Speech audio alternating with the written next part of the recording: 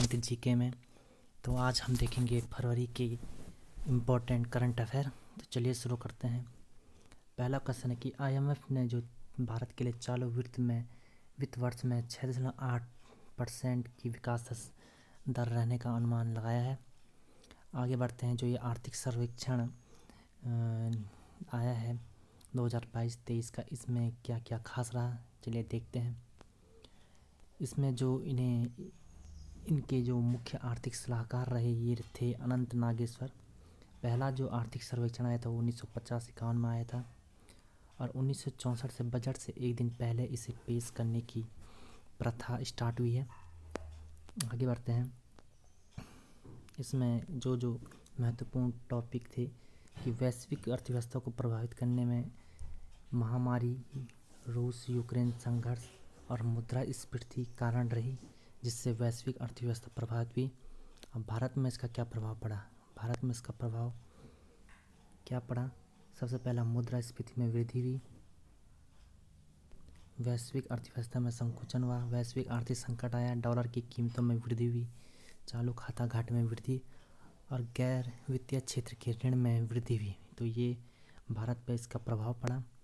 और 2023-24 में जो चालू वित्त वर्ष के 7% की तुलना में 6.5% की दर से वृद्धि दर जो है बढ़ेगी, ये कहा गया है। पिछले वर्ष में वृद्धि दर 8.7% रही थी। आगे बढ़ते हैं। ये जो आईएमएफ की रिपोर्ट का अनुमान है, उसमें जो भारत की जो अर्थव्यवस्था 6.8 की विकास वृद्धि से बढ़ेगी, जबकि 2023 में 6.1% की दर से बढ़ेगी, जबकि दुनिया की 3.2% 2022 में और 2023 में 2.7%। तो भारत तेज़ी से विकसित होने वाला, मतलब इसकी आर्थिक वृद्धि तेज़ी से बढ़ेगी, भारत की यह अनुमान है आईएमएफ का। आगे बढ़ते हैं। जो आर्थिक विकास हो रहा है अभी भारत का, वो लचीला है, वो भी आकार का है। भी आकार मतलब इस प्रकार से भारत की अर्थव्यवस्था बढ़ रही है, जो एक बार कोरोना महामारी के बाद अचानक से नीचे गिरी और अचानक से उड़ गई, इसे कहते हैं भी आकार। तो इस प्रकार से आप आगे बढ़ते हैं। ये विभिन्न संस्थाएं हैं जिन्होंने भारत की जो वृद्धि दर रही है उसका अनुमान लगाया है। सबसे पहले S&P के द्वारा 7.3% कहा गया है, NSO के द्वारा 7, ADB, मूडी, फिच और गोल्डमैन के द्वारा 7.0 की वृद्धि दर अनुमानित की गई है। वर्ल्ड बैंक द्वारा 6.9, RBI 6.8, SBI 6.8, IMF 6.8, OECD द्वारा 6.6। तो आपको IMF के एक इम्पोर्टेंट याद रखना है, वर्ल्ड बैंक का याद रखना है और 7.3 वाला ये याद रखना है। आगे बढ़ते हैं। और जो PPP परचेसिंग पावर पैरिटी, क्रय शक्ति क्षमता के आधार पे भारत तीसरी सबसे बड़ी अर्थव्यवस्था बन गई है। विनिमय दर के हिसाब से 5वीं सबसे बड़ी अर्थव्यवस्था बन गई है। आगे बढ़ते हैं। इंडिया जो रहा 8.8 डॉलर की तुलना में कमज़ोर हुआ है, वहीं मैक्सिको 2.0 डॉलर के हिसाब से मजबूत हुआ है। आगे बढ़ते हैं।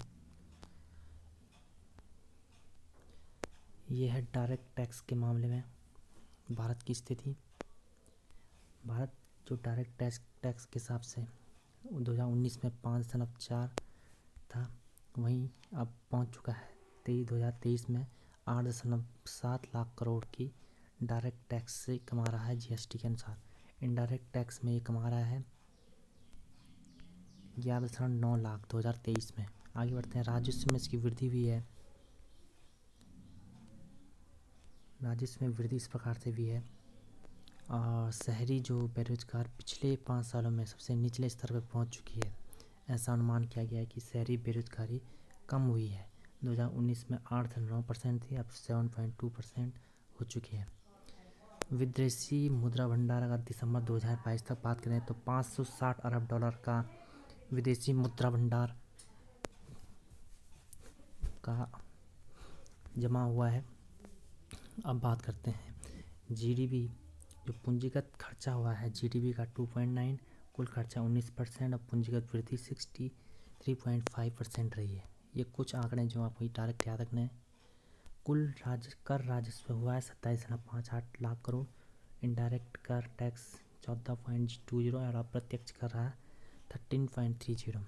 तो ये कुछ प्रकार से आपके सामने किस प्रकार से किस मद में कितना आपका खर्चा हुआ, ये राजस्व खर्चे की बात की गई है। यहाँ आप देख सकते हैं।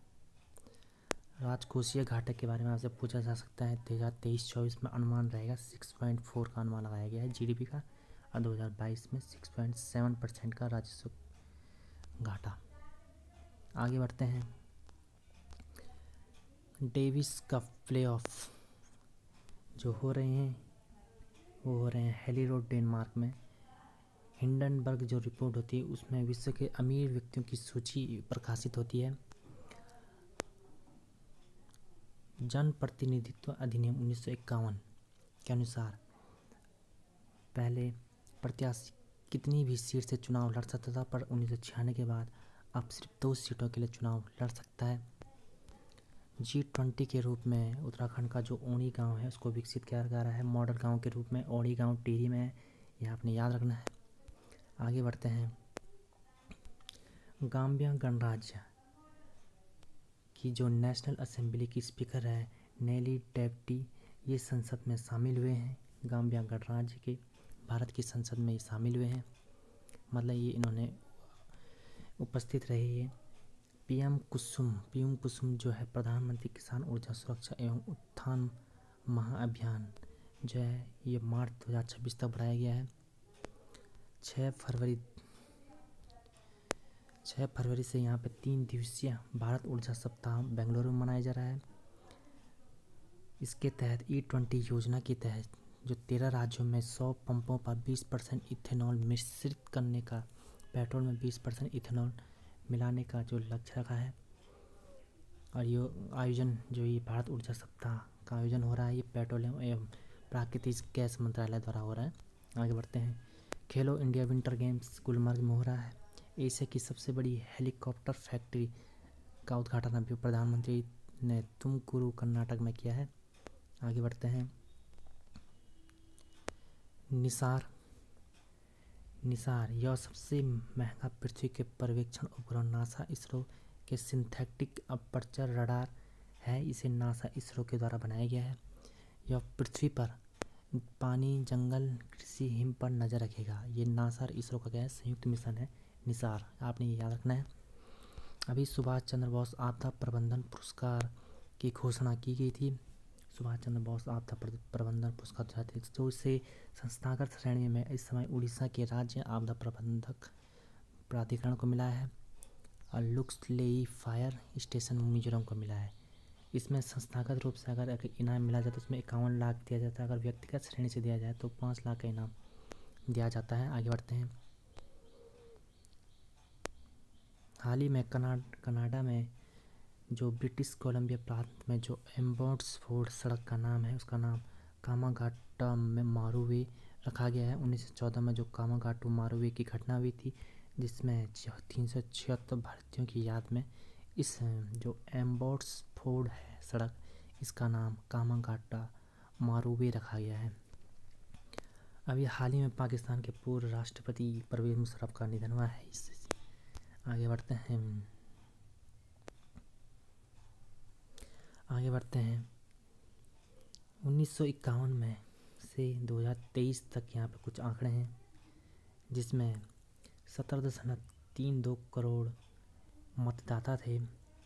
अब 94.50 करोड़ मतदाता हो चुके हैं।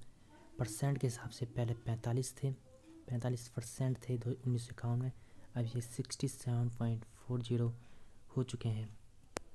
तो ये आपने याद रखना है कि अभी मतदाता हो चुके हैं 94 करोड़ और उनका परसेंट है 67। इंडिया एनर्जी वीक 2023 मनाया जा रहा है बेंगलुरु में। इसमें 2025 तक 50% एथेनॉल पेट्रोल मिलाने का लक्ष्य रखा गया है। पेट्रोल में 50% इथेनॉल मिलाने का लक्ष्य है। तुमकुरू एशिया की सबसे बड़ी हेलीकॉप्टर निर्माण फैक्ट्री का निर्माण तमिलनाडु में हो रहा है। 11 राज्य में 20% इथेनॉल E20 जो अभी आपकी बात की गई है। तुर्की सीरिया में जो भूकंप आया था, ये आपने याद रखना है। आगे बढ़ते हैं। अभी ग्रैमी अवार्ड मिला है। ग्रैमी अवार्ड मिला है रिकी कैच को, इनके डिवाइन टाइट्स के लिए। यह भारतीय मूल के हैं। इन्हें 3 बार ग्रैमी अवार्ड मिल चुका है। इनका नाम है रिकी केज, और इनके साथ स्टीवर्ट कॉपलैंड को भी मिला है। इनकी सर्वश्रेष्ठ इमर्सिव ऑडियो एल्बम के कारण इन्हें मिला है। तो आपने याद रखना है रिकी कैच का नाम, जो भारतीय मूल के हैं। इन्हें भी 3 बार ग्रैमी अवार्ड से सम्मानित किया जा चुका है। आगे बढ़ते हैं। प्रवीण राणा है, जिन्होंने 21 मई 2022 को माउंट एवरेस्ट फतह किया है। अब ये 4 फरवरी 2023 को इन्होंने माउंट किलिमंजारो भी फतह कर दिया है। ये उत्तराखंड के हैं। आगे बढ़ते हैं। ये इम्पोर्टेंट नहीं है पर आप देख सकते हैं। नताशा जो है John Hopkins centre for talented youth दुनिया की सबसे मेधावी छात्र बनी है। भारतीय मूल की हैं। अभी हाल में ही जो संतोष ट्रॉफी है, ये राष्ट्रीय फुटबॉल चैंपियनशिप होती है। ये 1941 का पहला बार मौका आ रहा है जब ये इसका जो फाइनल सेमीफाइनल है ये खेला जाएगा सऊदी अरब में। आगे बढ़ते हैं। महिला T20 वर्ल्ड कप का आयोजन केप टाउन दक्षिण अफ्रीका में हो रहा है। ऑपरेशन दोस्त तुर्की में भूकंप के लिए भारतीय द्वारा की गई सहायता है। भारत द्वारा चलाया जा रहा है ऑपरेशन दोस्त। अभी जो फिजी में विश्व हिंदी सम्मेलन हो रहा है का आयोजन हो रहा है, इसमें एस जयशंकर जो हमारे विदेश मंत्री हैं, फिजी के PM सात्विनी राबुका, आपने नाम याद रखना है, सात्विनी राबुका है। ये इनकी अध्यक्षता में ये सम्मेलन हो रहा है। और मैं जो थीम है Hindi from traditional knowledge to artificial intelligence, इसका थीम है। इसमें एक पूर्ण सत्र और 10 समांतर सत्र का आयोजन किया जा रहा है। ये आपने याद रखना है। नेशनल विंटर गेम्स जो गुलमर्ग में आयोजित हो रहे हैं, उसमें उत्तराखंड से प्रियांशु कंवर ने गोल्ड जीता है और महक कंवर ने सिल्वर जीता है। अल्पाइन स्कीइंग बालक वर्ग अंडर-16 में इन्होंने जीता है। ऋषभ रावत ने भी रजत जीता है 800 मीटर में। अब यहाँ पर 12 फरवरी 2023 से CM मुख्यमंत्री अंत्योदय निःशुल्क गैस रिफिल योजना पौड़ी गढ़वाल से शुरू की गई है। आपने ध्यान रखना है। अभी 500 ppm सबसे ज़्यादा ग्रेट लिथियम जम्मू से प्राप्त हुई है। आगे बढ़ते हैं। डिजिटल डाक टिकट प्रदर्शनी दिल्ली में आयोजित की है। इसे अमृत पैक्स 2023 कहा जा रहा है। लास्ट टाइम ये 2008 में भी थी। इसका आयोजन अश्विनी वैष्णव के नेतृत्व में हो रही है। डिजिटल डाक प्रदर्शनी सूचकांक 2008 के बाद 2023 में आयोजित हो रही है। ये आपने ध्यान रखना है। अब अगला है 14वीं एरो इंडिया 2023। ये बंगलुरु के येलहंका वायुसेना स्टेशन में आयोजित हो रहा है। इस समय किसकी थीम है run way to a billion opportunities. तो आपने ध्यान रखना है 14वीं जो एरो इंडिया 2023 है, उनका आयोजन बेंगलुरु की येलहंका वायुसेना इस स्टेशन पर हो रहा है। आगे बढ़ते हैं। जो DS स्पेस की टीम के ड्राइवर जो जीन एरिक वर्गेन है, इन्होंने प्री रेस जीती है। हैदराबाद में जो DS के पेस की टीम के ड्राइवर ने विनर बने हैं। ये जो हैदराबाद में कन्फेटी कैनन ने शैंपेन की जगह ली है। लास्ट टाइम 2013 में जो F1 अभी रेस हो रही है वो हैदराबाद में आयोजित हो रही है, जिसके विनर है जीन एरिक वर्गेन। तो आपने ध्यान रखना है। अगला है सबसे छोटा व्यावसायिक रॉकेट 10 फरवरी 2023 में श्रीहरिकोटा से छोड़ा जा रहा है, जो है SSLV D2। इसमें EO-07 आज़ादी set space startup space kids और जानूस अमेरिकी कंपनी का अंतरिक्ष भी है शामिल है। अभी गूगल ने अपने डूडल पर 120वीं जयंती के उपलक्ष्य में इसका डूडल PK रोजी जो मलयालम सिनेमा की हैं उनका डूडल लगाया था। आगे बढ़ते हैं। उत्तर भारत का पहला ऑटोमेटिक सोलर हाइड्रोपोनिक प्रोजेक्ट जो बनाया जा रहा है वो यू कॉस्ट तून झाझरा में बनाया जा रहा है। यह अत्याधुनिक पॉली हाउस की तरह कार्य करेगा।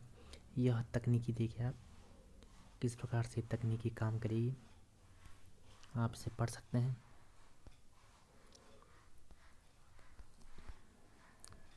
आज के लिए इतना ही। देखते रहिए मंच के। धन्यवाद।